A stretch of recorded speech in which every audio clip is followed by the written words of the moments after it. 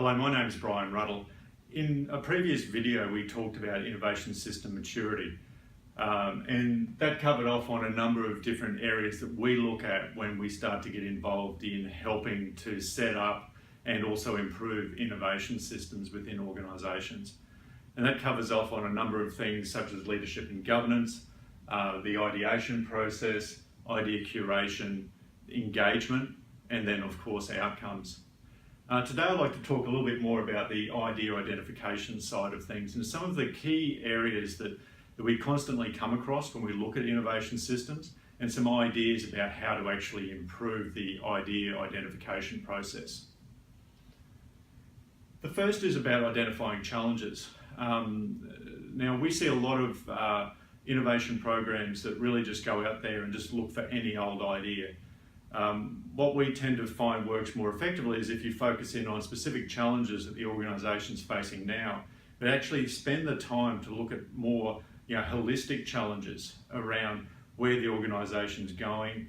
We use a thing called a challenge identification matrix, which essentially helps to sort of identify what some of the longer term challenges are that an organisation's going to be facing, and then start using that to identify ideas, technologies and other approaches that can actually help to solve that particular challenge. But identifying the right challenge is a little bit of a skill and takes time for innovation teams to really get right. The second is about the ideas from staff, and again this is generally where most innovation programs go initially, but often you need to work with staff to help them come up with ideas.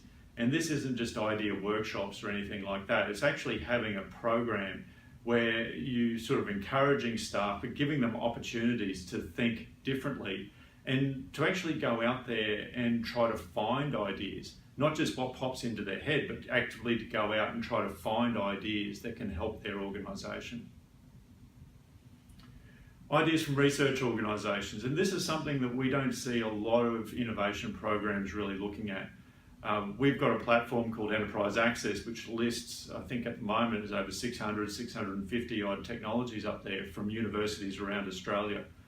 And these are really useful, and we sort of encourage a lot of our clients to start looking at these technologies, these new ideas that are coming in from research organisations, and feed it into the front end of their funnel when they're looking at ideas. And then tapping into international ideas is an extension of that. We use an extensive network to help our clients actually identify ideas from around the world that could give them a competitive advantage. And of course, when you start looking at ideas and trying to identify ideas, it's all about the relevance of those ideas to the organisation. Again, we see organisations that have hundreds and hundreds of ideas, but not all of them are really relevant to what the organisation is trying to achieve when it comes to innovation.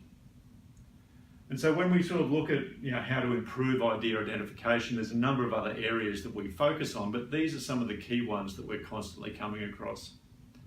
If you'd like any more information about how we help innovation teams and organisations around this whole idea identification process, please contact us.